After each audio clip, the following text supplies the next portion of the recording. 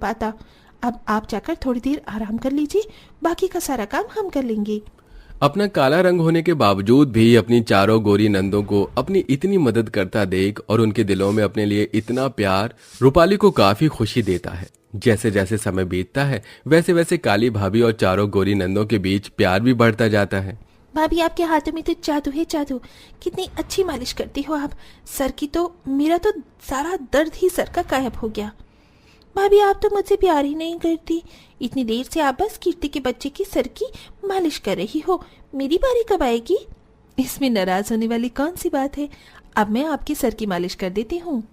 अपनी चारों गोरी बेटियों और काली बहू के बीच में इतना प्यार देख सुशीला काली भाभी और चारों गोरी नंदों में लड़ाई करवाने की काफी कोशिशें करती है, लेकिन उसकी सारी कोशिश नाकामयाब होती हैं। ऐसे ही समय गुजरता है और आज सुशीला की दोनों बड़ी बेटियों मोना और उर्वशी को देखने के लिए रिश्ते वाले आए होते हैं। बहन जी, आपके दोनों बेटे और रवि मुझे बहुत पसंद है।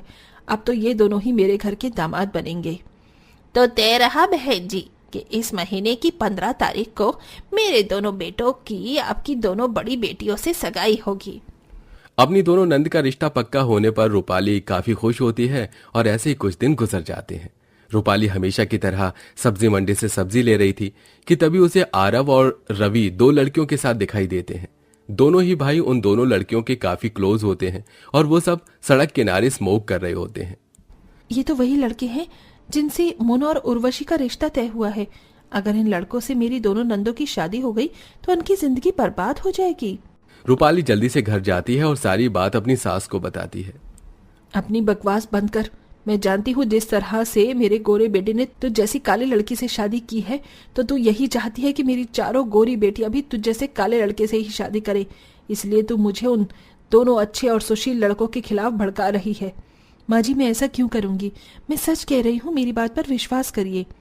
रूपाली काफी कोशिश करती है, लेकिन अब सुशीला ने तो जैसे ठान रखा था, अब वो उन लड़कों से ही अपनी बेटियों की शादी करवाएगी। रूपाली अपनी दोनों नंदों की जिंदगी बर्बाद होता नहीं देख सकती थी, इसलिए अब वो एक प्लान बनाती है। ऐसे ही समय गुजरता है और आज रूपाली की दोनों नंद की सगाई होती है। आरव और रवि उन दोनों को अंगूठी पहनाने वाले होते हैं कि तभी वहां पर वही दो लड़कियां आती हैं जिनके साथ रूपाली ने रवि और आरव को देखा था। रुक जाओ, तुम्हारी हिम्मत कैसे हुई हमें धोखा देकर सगाई करने की? कौन हो तुम? हम नहीं जानते तुम्हें। नहीं जानते तो तुम्हारी जुबान क्यों लड़खड़ा रही है? रूपाली, बस बहुत हो गया। बहुत बदतमीजी सहेली मैंने तेरी, अब और नहीं। रुक जाइए आंटी, अपनी बहू को कुछ कहने से पहले आप ये देखिए।